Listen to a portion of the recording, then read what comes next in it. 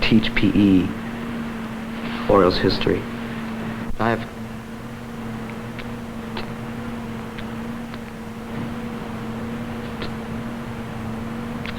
two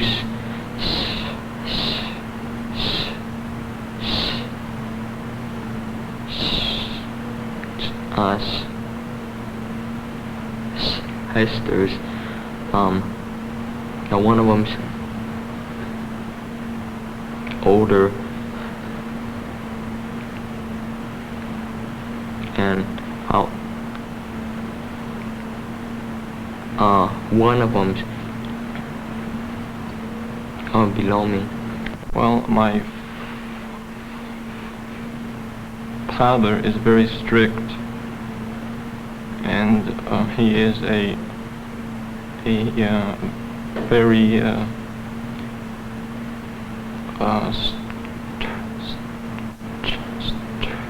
strong personality type of person, and he, if I have to talk to him, it just scares me that I stutter very much. My name is John Eaton, and I think he's the greatest guy in the world. Right now he's going for his teacher's credential. He's going for teacher's credential at Loyola, and in the summer he'll be going into the Air Force, and he'll probably be flying planes, and he's looking forward to it a lot. I like him. I've always liked him because he's about 5'10". He's my ideal man. He's about 5'10". He has a little boy look to him. He's just starting. His ears kind of protrude just a little bit, but I mean, it just makes him, you know. And the only bad thing about it is that he's going bald already at 22, and he's kind of embarrassed about it at times. What you have just seen are some examples of the problem called stuttering, which affects over 1 million Americans. I am Dr. Joseph Sheehan, professor of psychology, UCLA. At one time, I stuttered as severely as any of those you just heard. For several years, I have specialized on the problem of stuttering both in research and therapy. Mr. Bob Gladstone, the producer of this show, is going to ask me some of the questions commonly raised about stuttering. Dr. Sheehan, just what is stuttering? How is it different from stammering? Stuttering and stammering are really two names for the same disorder. Stuttering is a problem involving communication. It is a hesitancy. We all stutter a little bit at times, but a person who stutters or becomes a stutterer develops a fear or an apprehension, an anxiety. There are elements of conflict in it. He wants to go ahead and speak, but he holds back because of fear. And this fear seems to relate to how he feels toward himself and how he feels toward the other person. Is this a surface problem, or does it go deeper than what it appears to be? The major part of it is really underneath the surface. That is, the person feels fear, shame, guilt, tension. He's always worried about what might happen. He might get into a situation, not be able to say his name, or the telephone rings and he can't answer it. And in this way, stuttering is like an iceberg. The part that you see is really the smaller part. The larger part, to the stutterer himself, is all the emotional load that he has to carry along with him at all times. Have there been many famous personalities who have had this problem? Yes, Moses and Demosthenes, who overcompensated by becoming a famous orator. He spoke with pebbles in his mouth, spoke above the ocean's roar. Charles Lamb, a writer, compensated in a different way. So did Somerset Maugham, Charles Darwin, and some actors have been stutterers too. We have a videotape that we recorded previously indicating this so-called role playing and its effect on the stutterer. Let's take a look at this one right now. Do you usually have trouble saying your name, Maureen? Would you if you introduced yourself right now? Yes, I would. Maureen Brindley is my name. What about if you take the role of somebody else or assume an accent? If you know, did you ever try that?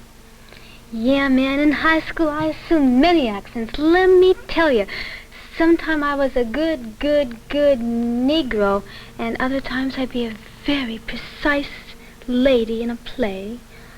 And other times, too, I just try to talk to people in a rhythmatic type of thing.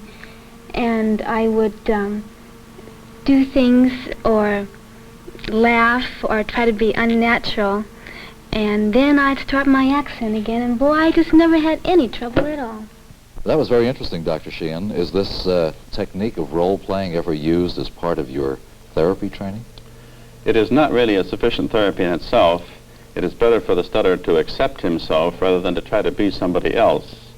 We have examples of people trying to enact false roles, but this is really part of the stutterer's problem. It's a false role disorder. The stutterer needs to follow the motto of "to thine own self be true." The stutterer builds up a lot of tension because he tries to pretend that he doesn't have the problem of stuttering. He tries to pretend that nothing is happening, and he gets very skillful in enlisting the listener in keeping up this pretense. It's what we call the baby hippopotamus effect.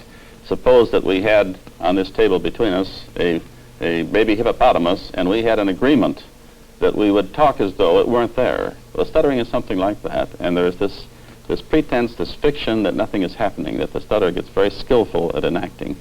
But it isn't really a sufficient therapy to take roles or be somebody else. You have to learn and go through life being yourself.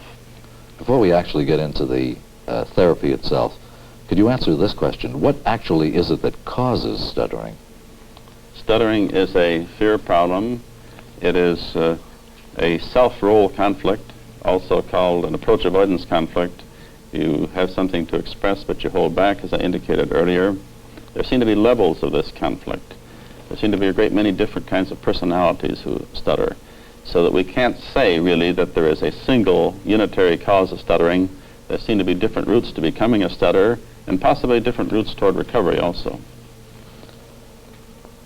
You indicated earlier that there are methods like the role-taking that would help the stutterer to at least appear for the moment to be over his problem. Again, we have a videotape of a group involved in choral speaking. Before we look at it, though, would you care to say a little bit about this? Yes. And why it works? Yes. What you're going to see are two stutterers reading together after they read separately, and when they read together, they're doing something very different. When they read separately, they're speaking as themselves, and their own separate identities become involved. Their feelings about themselves as individuals are involved. And they stutter. And in that situation, they stutter. Then you dissolve their separate identities into a duet, so that now you have a dyad or a group, and you don't have the same situation at all. And when the stutterer is able to lose his identity problems, is concerned about himself, that he can speak quite fluently. Let's take a look at it. Would you introduce yourself and then read this passage from here down to here? Yes, sir.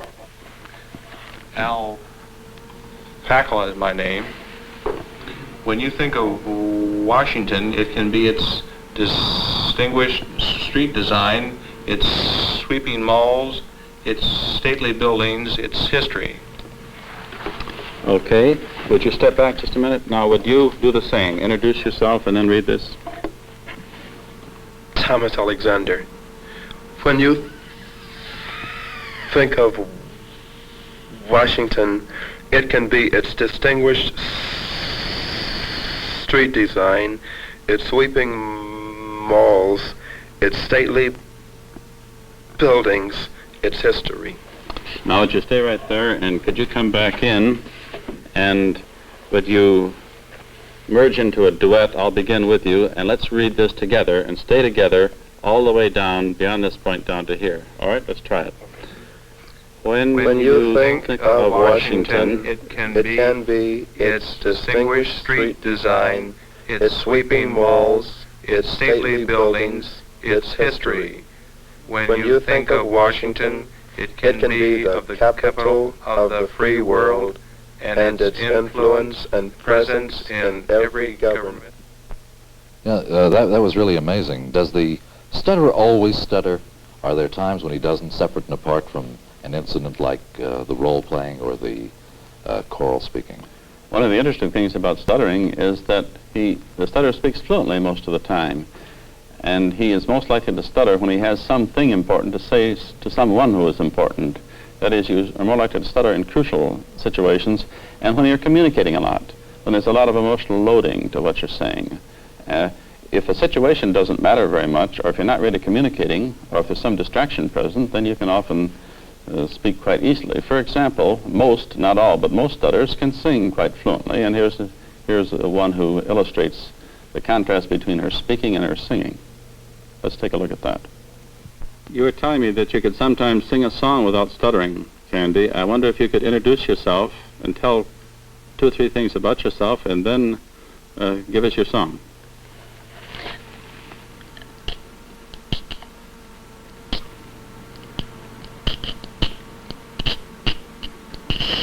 Candy Hogan is my name, and I've stuttered all my life. I'm a student at UCLA.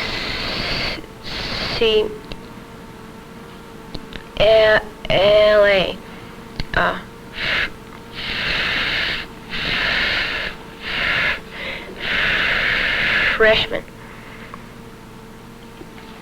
So I'll now. Edelweiss, every morning you greet me, small and white, clean and bright, you look happy to meet me. Not every stutterer is able to sing fluently. For example, when I was in college, I once tried to sing Old Lang Syne and could never get past the second word. Started in should old acquaintance, and I made a recording in which I had a very long block on this. So it's not invariable. It illustrates something about stuttering, that there's a lot of diversity on it. I'm glad to see you can smile about it. I imagine that stuttering must be the butt of many jokes. I know that Porky Pig cartoon, for example, it was a play on stuttering, and apparently was quite successful and funny to a lot of people. How would the average stutterer, how would you as a stutterer have responded to that kind of humor? At one time, like most stutterers, those things bothered me very much. Stuttering is a peculiar mixture of comedy and tragedy, and sometimes people laugh because they don't know what else to do. It's like Voltaire used to say of the French, they laugh in order not to cry. And laughing can be a defense both for the stutterer and for the listener. Most stutterers have avoided any humor reference. It's usually a taboo subject. And in the later stages of therapy, we try to help the stutterer appreciate what most people appreciate. That is that beyond the tragedy and the immediate fear and tension, there is a lighter side of stuttering. Do you have any examples of some of the stuttering jokes? Yes, one of the examples, for example, is the 2 lumberjacks. One of them was going to call to the other one, and so he says timber, and you can see what this time pressure, which is a very important element in stuttering, can do. Another example along the same lines is about the fellow who stuttered so severely that he wasn't able to get a job, and finally took a job as a helper on a rather third-rate ship, and about the second day out at sea, he came up to the captain and started to say, Captain, Captain. And the captain, who was a very severe fellow, said, oh, if you can't talk any better than that, go on back below. So the fellow went on back below, and he made about 4 or 5 further efforts over the next half hour. And finally, on about the 6th effort, the captain said, well, if you can't say it, why don't you sing it? Sing it then. And so the fellow sang, should old acquaintance be forgotten, never brought to mind, the cook has fallen overboard, he's 40 miles behind. You see, I've progressed to the point where I can sing, should old acquaintance be forgot, without having that much trouble. There was also the story which illustrates the peculiar, unexpected fluency sometimes of stuttering. It also illustrates role-taking, that of a stutterer who came into a bar and said, "Give me a dry martini." And the bartender said, "One dry martini coming up." As the stutterer was sipping his dry martini, another customer came in and said, "I'll have an old-fashioned." And the bartender said, "One old-fashioned coming up." So the first fellow in, the stutterer, was pretty annoyed and said to the bartender, "Say, bartender, what do you mean by mimicking me?" And the bartender said, "Oh, I wasn't mimicking you. I really stutter. I was just mimicking him." The role of roll in stuttering is just astonishing enough so that could happen. What do we know about stuttering, though? When does it start, for example? It starts in childhood, usually about the age of 2 or 3 or 4. About 4 out of 5 of those who develop the problem of stuttering and are diagnosed and become a source of concern for the parents seem to undergo a spontaneous recovery from stuttering. Most parents and most people give rather bad advice about what to do when the child begins to show some symptoms of stuttering. Does this, the symptom of stuttering, if you can call it a symptom, does it run in families, or is it, do you find it in certain ethnic groups or in certain parts of the world? Yes, some of the other really solidly established facts we have on stuttering involve the fact that stuttering does run in families, not on a hereditary or genetic basis necessarily, because other things run in families, like money and ways of handling children run in families. Stuttering is distributed all over the world. I traveled through Africa trying to interview every native African who could speak enough English to speak with me, and found that every African that I could encounter knew a word for stuttering in his native tribal tongue, knew the problem, and often had some psychological theories concerning it. So it's a problem that's distributed all over the world. We know that it exists in Asia, and it seems to be a rather universal problem. You had mentioned to me on a previous occasion that the etymology of this was quite unique. That what was it you said about all the words? Oh, yes. The words for stuttering tend to be onomatopoeic. That is, they tend to sound like stuttering. In addition to our own English word, stuttering, which sounds a little like it, you have the Kikuyu word for stuttering. The Kikuyu are a tribe from which the Mau Mau developed. This is a tribe in Kenya. The Kikuyu word for stuttering is Kuhinda Hinda, which means literally stuck in the tongue. The Dongala tribe of the Sudan used the word tamtma, and other peoples throughout the world use these onomatopoeic words for stuttering. Does the problem concern itself primarily with men or women or boys or girls, or is there have you found that there's a definite distribution of? There's a very definite distribution of stuttering as to the sex ratio. It is a problem about 4 or 5 times more common in males than in females. One researcher tried to explore this problem by exploring the rate of mandibular movement, comparing males and females, and found that females were a little superior. That is, they could waggle their jaws a little faster. I doubt that that's a very serious answer to it. Nearly everything that shouldn't happen, that's biologically unfortunate, tends to happen to males more than females. Did I ask you when it manifests itself, at what age? It has its peak onset between the ages of 3 and 7, and it tends to begin about the time of the child's putting words into sentences. Also, many cases of stuttering seem to have their onset in school, and the recovery, if it is going to occur, tends to occur during puberty or during late adolescence. Is the problem complicated by the parents' attempt to help? Yes, yes, it is. Very often the parent is badly advised and doesn't know what to do. For most of us, if we stumble on a word as we do, we try it again, or we stop and take a deep breath, and it works all right. But this is often not very good advice for a stutterer. If you ask a child to stop and think what you have to say and take a deep breath and speak again, then you're saying to him, your way of speaking isn't acceptable. I don't like the way you're talking. And you're also saying, talking is a difficult thing. You better work hard to do it.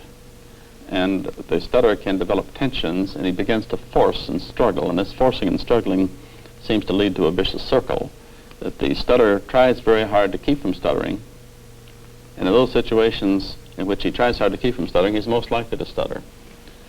Stuttering is something in a way that you do because you try hard to keep from doing it. It's a classic kind of vicious circle. What is the likelihood that being in the presence of stutterers, if, well, myself, for example, if I did not stutter, but I was in the presence of stutterers, could it happen to me? No, it really wouldn't happen to you. What could happen to you is that you would begin to listen to yourself more, you would begin to monitor yourself more, and you would begin to realize that your own speech, like that of any other normal speaker, contains a great many bobbles and hesitations and interruptions. Most of us take these for granted and accept them very comfortably. The stutterer, though, has the feeling that he must speak perfectly, and so he's constantly straining not to stutter, and this is a big source of problem for the stutterer. What about cures? Are there any quick cures? There are no quick cures, although the variation of stuttering tempts some stutterers to hope that he can get a magic release by next Tuesday. He'll be speaking as a silver-tongued orator. The Demosthenes story maybe perpetuates this legend. Sometimes the stutterer can feel like a giant in chains. That is, the stuttering becomes a peg on which to hang all his shortcomings. And if only he could get rid of that problem, then everything else would be fine. It's like the stutterer who felt that he wasn't popular because he stuttered. He got over it, and he found his friends didn't like him anyway. The search for a magic cure is almost universal. Hypnosis is one of the favorite, apparently magic kind of cures, because some stutterers under suggestion can temporarily speak more fluently. But hypnosis has been thoroughly explored as a therapy for stutterers and found wanting. What about drugs or even alcohol? Drugs, the tranquilizers and the hallucinants have been tried out with stuttering, and they don't produce any permanent effect. In fact, they hardly produce a discernible effect. In one of the better controlled studies, the only thing that really worked was the placebo. It was the sugar pill. The alcohol has an interesting effect on stuttering. It is said that the superego is the only part of the personality soluble in alcohol. Alcohol seems to be one of the most ancient tranquilizers, and also relates the use of alcohol, which does seem to produce quite a bit of fluency, only temporarily in some stutters, seems to relate to a temporary false increase in self-esteem. We have this expression, feeling high. A great many stutterers can take a few drinks and lose themselves. They dissolve their identities, perhaps. That's another way of saying it. Or they feel high. In effect, it's assuming another role, then. It's assuming another role. Stuttering is a status gap problem. You stutter depending on your own perceived status compared to that of the listener. If I were talking up to you, I would have more trouble.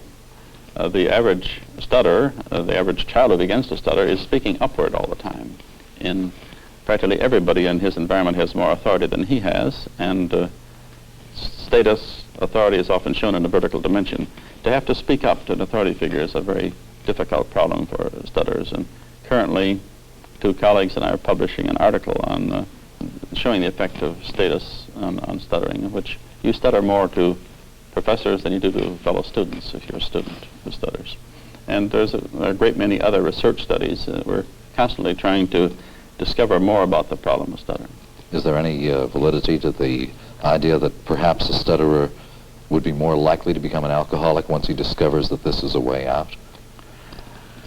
I haven't really encountered too many stutterers who have tried that solution. Maybe if the solution works, they would never get to me. This is one of the problems, of course. You sit in a clinic, in a research laboratory, and there is a self-selection of those who come to you.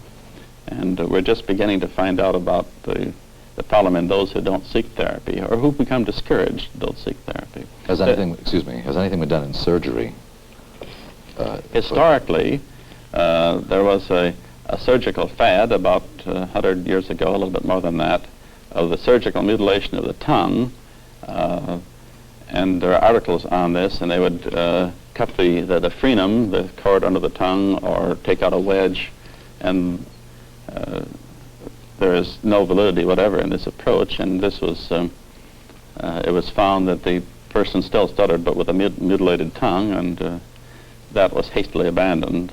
And there are no shortcuts. It's a problem that takes a while to develop. It's a problem that makes its onset in early childhood, and it takes a while for the treatment.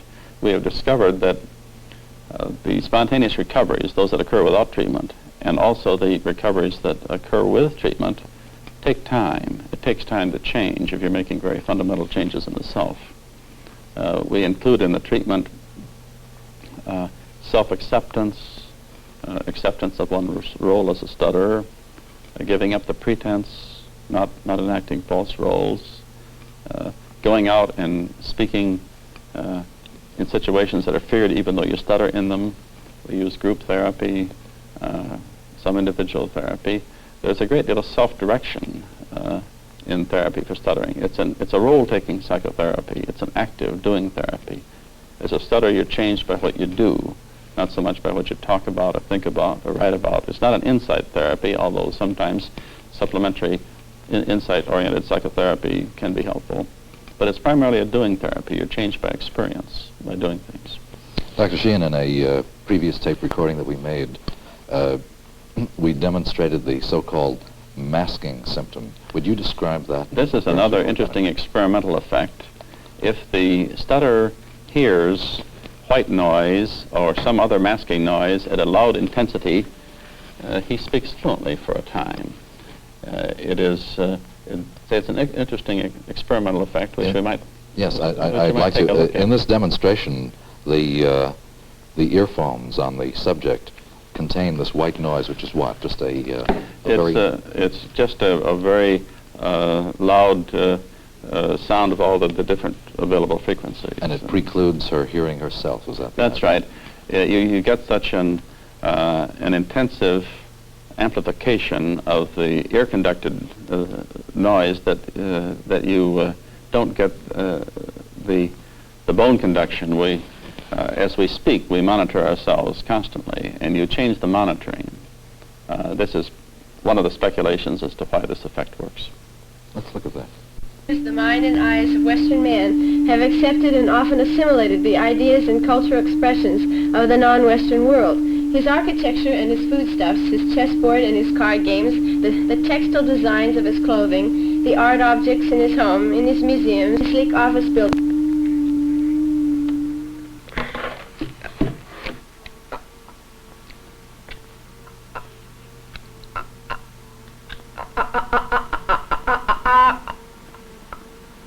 Are